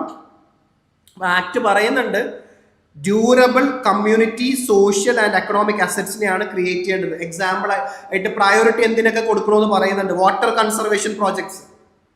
ഇപ്പം നമുക്കറിയാം പല വില്ലേജസിലും ഇന്ത്യയുടെ പല വില്ലേജസിലും വെള്ളത്തിന്റെ ക്ഷാമമുണ്ട്. അപ്പോൾ വാട്ടർ കൺസർവേഷൻ ഒരു ഇമ്പോർട്ടൻ്റ് ആണ്. Drought proofing including afforestation, irrigation, micro and macro irrigation, land develop ചെയ്യുക, റൂറൽ കണക്ടിവിറ്റി, റോഡ്സ് ഒക്കെ, ഇതെല്ലാം ഇതിനൊരു പ്രയോറിറ്റി കൊടുക്കുന്നുണ്ട്. ഡ്യൂറബിൾ ആയിട്ടുള്ള അസറ്റ് ക്രിയേറ്റ് ചെയ്യാൻ വേണ്ടിയിട്ട് പ്രയോറിറ്റി കൊടുക്കുന്നുണ്ട്. ഇതിനെ ബേസ് ചെയ്തിട്ട് 2025 ഒരു ക്വസ്റ്റ്യൻ വന്നിട്ടുണ്ട്. മക്കളെ, എല്ലാ സ്റ്റേറ്റ്മെന്റ് വായിച്ചതിന് ശേഷമേ ആൻസർ ചെയ്യാൻ പാടുള്ളൂ. ചാടിക്കേറി ആൻസർ ചെയ്യരുത്. ABCD ക്വസ്റ്റ്യൻ ആണ്. എല്ലാ സ്റ്റേറ്റ്മെന്റും വായിക്കുക, ശ്രദ്ധിച്ച് വായിക്കുക, എന്നിട്ട് ആൻസർ ചെയ്യുക. Which of the following are the key features എന്നാണ് ചോദിച്ചേക്കണത്. ഇവിടെ നോക്കിയേ, ഇവിടെ ഒരു ചോയ്സ് ഡി നോക്കിയേ. ഇത് PSC ന്റെ ചോദ്യമാണ്. 2025 ചോദിച്ച ചോദ്യമാണ്. ചോയ്സ് ഡി നോക്കിയേ, ബോത്ത് 1 and 2. അങ്ങനെ ഒരു ചോയ്സ് കൂടി ഇട്ടേക്കണം. ചോയ്സ് ഡിയിൽ ബോത്ത് 1 and 2 എന്ന് കിടക്കുന്നുണ്ട്. അപ്പോൾ നമുക്കറിയാം 100 ദിവസത്തെ ഗ്യാരണ്ടീഡ് വേജ് ഫസ്റ്റ് സ്റ്റേറ്റ്മെന്റ് ശരിയാണ്. Focus on creating durable asset, road and water conservation, അതും ശരിയാണ്. സ്കിൽ ഡെവലപ്മെന്റ് ഇല്ല, സ്കില്ലല്ല, മൂന്നാമത്തത് തെറ്റാണ്. അപ്പോൾ 2 സ്റ്റേറ്റ്മെന്റ് എയും ബിയും ശരിയാണ്. അങ്ങനെ ഒരു ചോയ്സ് ഉണ്ട് ചോയ്സ് ഡിയില്. അപ്പോൾ ധൃതി പിടിച്ച് ആൻസർ ചെയ്യാൻ ശ്രമിച്ചാൽ, ചാടിക്കേറി ആൻസർ ചെയ്യാൻ ശ്രമിച്ചാൽ, ഓവർ എക്സൈറ്റ്മെന്റ് ആൻസർ ചെയ്യാൻ ശ്രമിച്ചാൽ എ മാത്രം കണ്ട് ആൻസർ ചെയ്തിട്ട് അങ്ങോട്ട് പോകും. പരീക്ഷ കഴിഞ്ഞിട്ടായിരിക്കും കാണുക, അയ്യോ.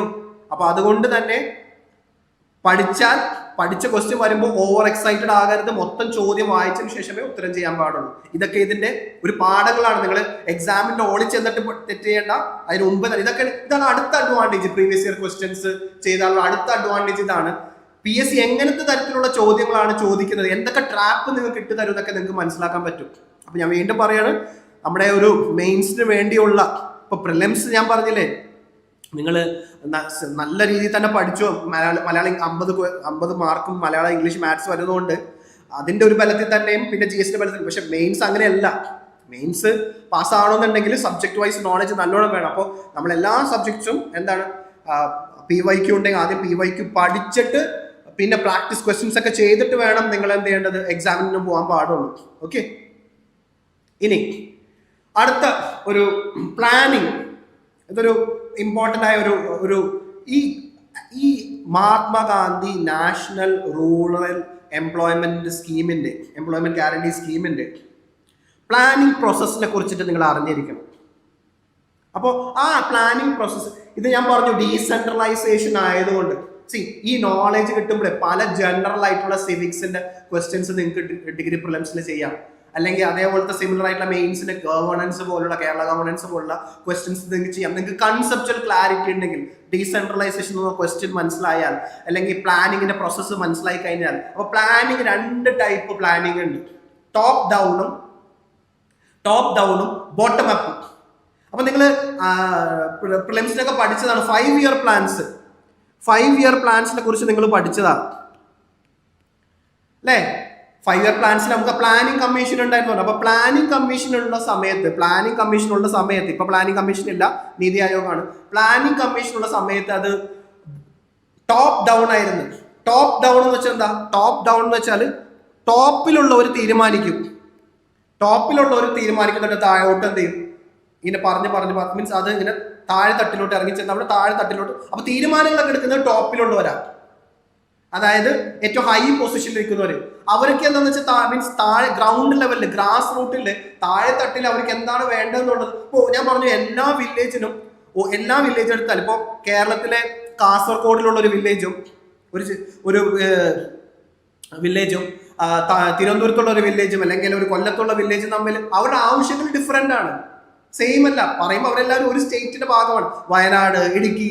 അപ്പൊ ഓരോ അതാത് ജില്ലകളിലെ അതാത് വില്ലേജുകൾക്ക് അതാത് ആവശ്യങ്ങളുണ്ട്, അവർ നേരിടുന്ന പ്രശ്നങ്ങളും ഡിഫറെന്റ് ആണ്.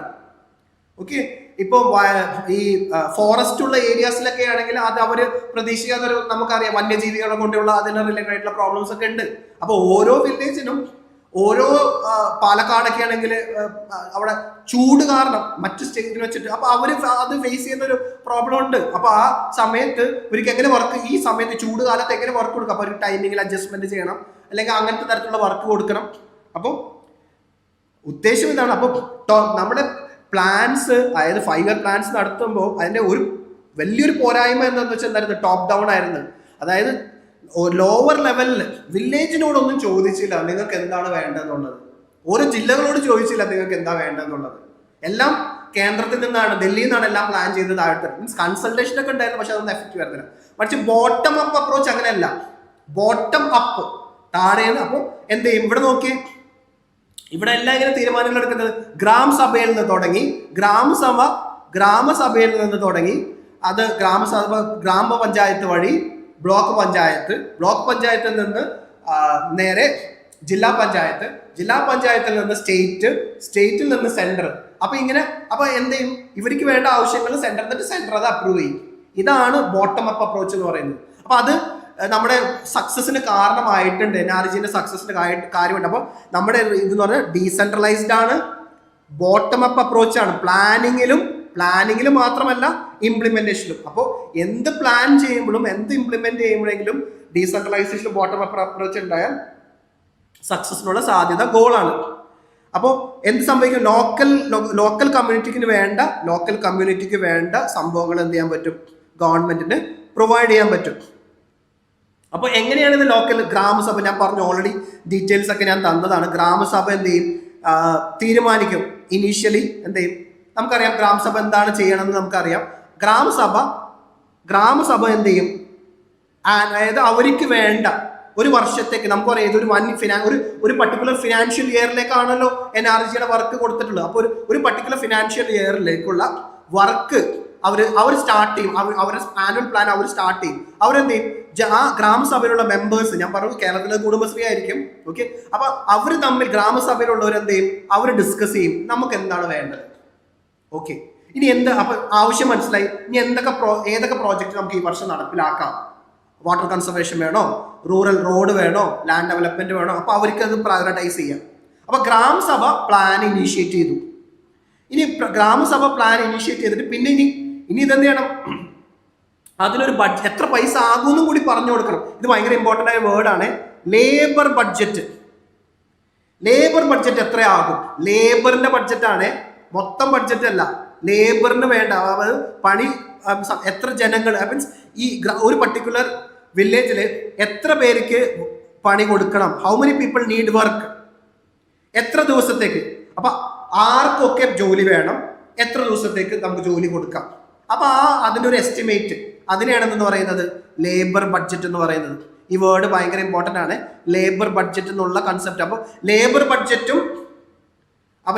ബഡ്ജറ്റും ഇനീഷ്യൽ പ്ലാനും എല്ലാം എന്ത് ചെയ്യും, ഗ്രാമസഭ പ്ലാൻ ചെയ്യും. എന്നിട്ട് അതെന്ത് ചെയ്യും, അവരെന്ത് ചെയ്യും, ഗ്രാമപഞ്ചായത്തിലോട്ട് വിടും. അപ്പൊ ഗ്രാമസഭ ഐഡന്റിഫൈ ചെയ്ത പ്രോജക്റ്റും ലേബർ ബഡ്ജറ്റും ആര് പാസ്സാക്കും, ഗ്രാമപഞ്ചായത്ത് പാസ്സാക്കും.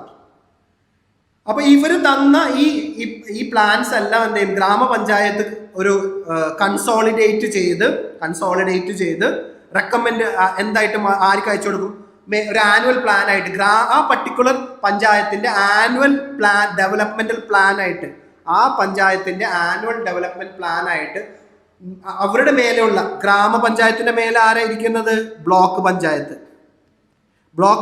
മേലെ ആരായിരിക്കുന്നത്, ജില്ലാ പഞ്ചായത്ത് അല്ലെങ്കിൽ ഡിസ്ട്രിക്ട് പഞ്ചായത്ത്.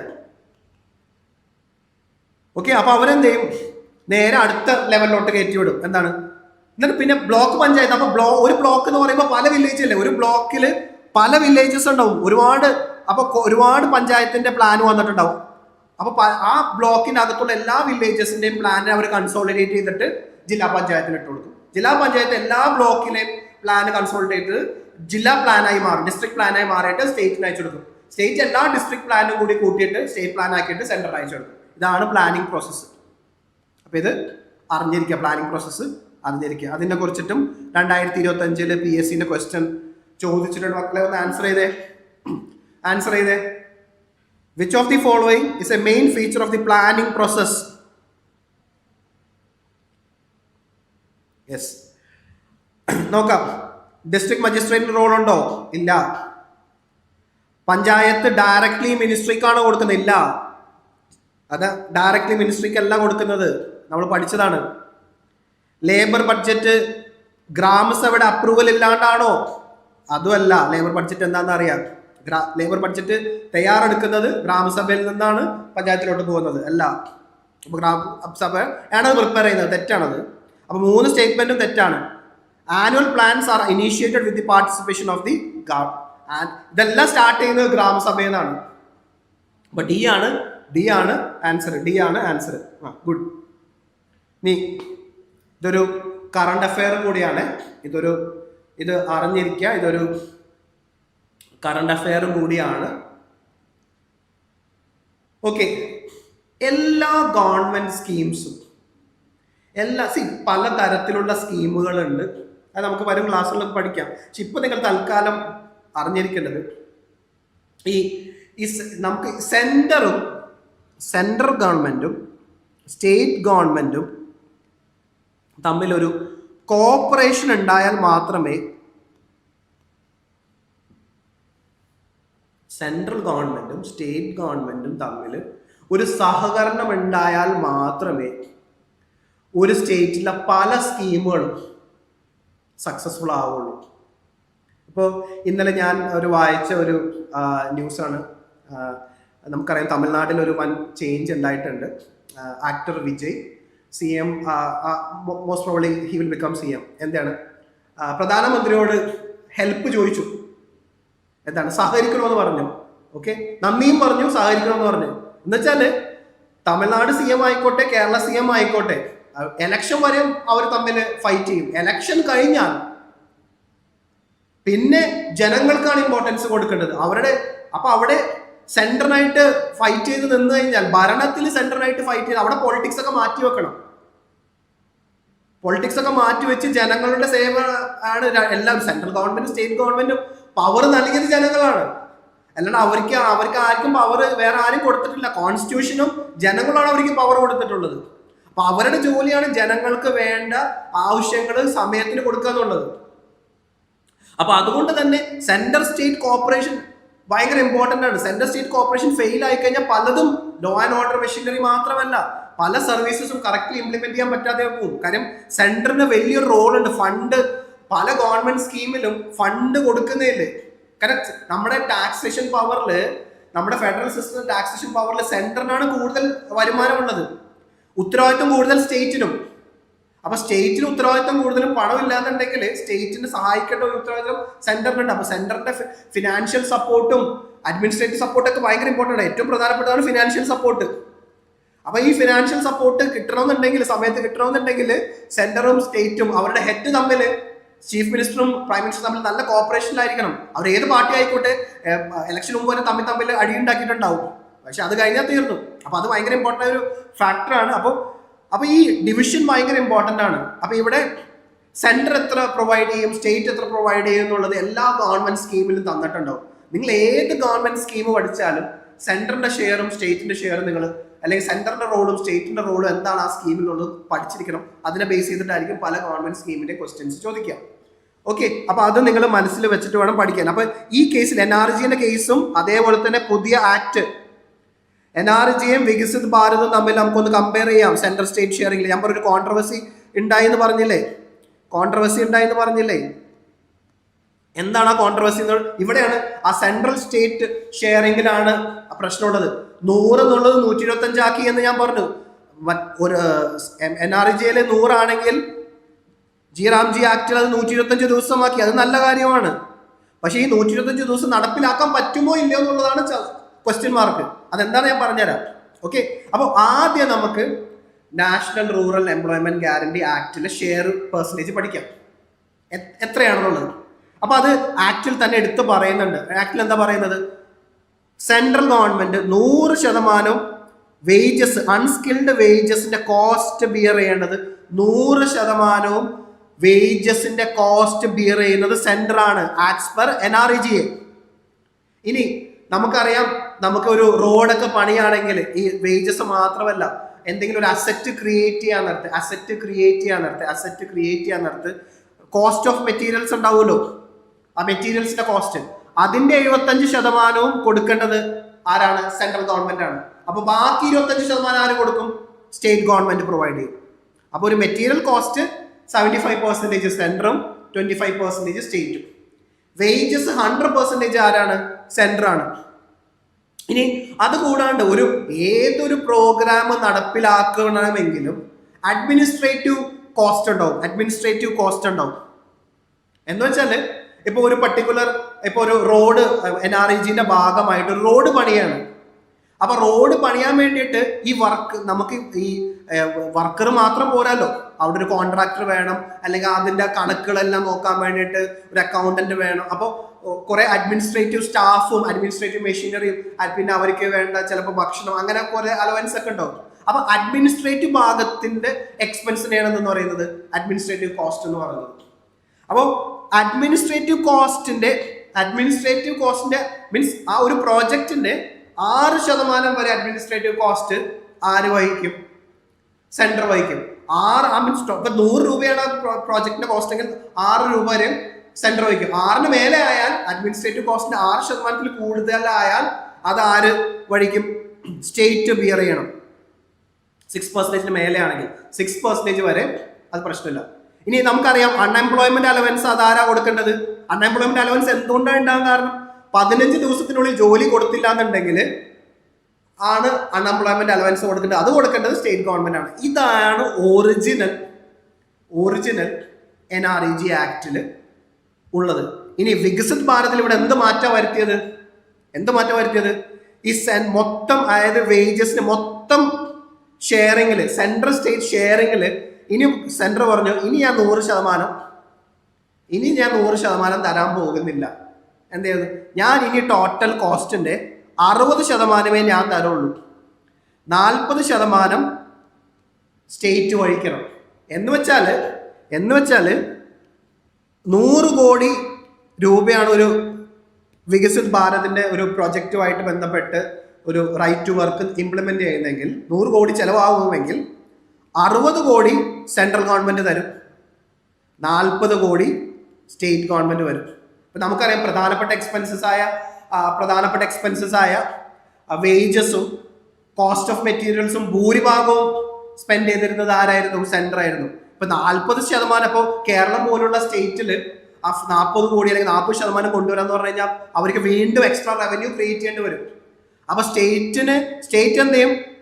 അപ്പൊ സ്റ്റേറ്റ് എല്ലാ വർഷവും NREGAക്ക് വേണ്ടി ചെറിയൊരു ഫണ്ട് മാറ്റി വെക്കുന്നുണ്ട്. ഭൂരിഭാഗം വരുന്നത് സെൻട്രൽ നിന്നാണ്. അപ്പൊ അവരിൽ ഫണ്ട് ഇല്ലാണ്ട് വരുമ്പോൾ ഈ 125 ദിവസം എന്നുള്ളത് ഇംപ്ലിമെന്റ് ചെയ്യാൻ പറ്റുമോ എന്നുള്ളതാണ് ചോദ്യം. അപ്പൊ അത് നമുക്ക് കുറച്ച് കഴിയുമ്പോൾ നമുക്ക് കുറച്ചും കൂടി ക്ലാരിറ്റി വരും.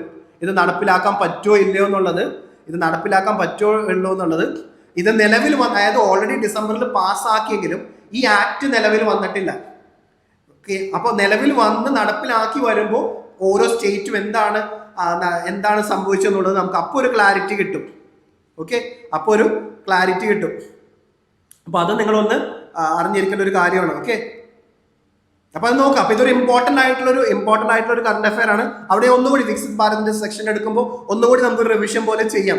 ഇതെന്ന് ഏറ്റവും ബെസ്റ്റ് എന്താണെന്ന് അറിയോ? തെറ്റാതിരിക്കാൻ, മറക്കാതിരിക്കാൻ, കമ്പയർ ചെയ്ത് പഠിക്കുമ്പോഴാണ്. അതാണ് ഞാൻ പറഞ്ഞത്. NREGA 100 ദിവസം, വികസിത് ഭാരത് റാംജി ആക്ട് 125, മറ്റേത് 100% വേജസ്, 75% കോസ്റ്റ് ഓഫ് മെറ്റീരിയൽസ്. ഇവിടെ സെൻട്രൽ സ്റ്റേറ്റ് ഷെയറിംഗ് എന്താണ്? 60-40 ആണ്. ഒരു മാറ്റം കൂടിയുണ്ട്. വികസിത് ഭാരതില് അഡ്മിനിസ്ട്രേറ്റീവ് എക്സ്പെൻസസ് 6% നിന്ന് 9% ആയിട്ട് ഇൻക്രീസ് ചെയ്തിട്ടുണ്ട് അഡ്മിനിസ്ട്രേറ്റീവ് കോസ്റ്റ്.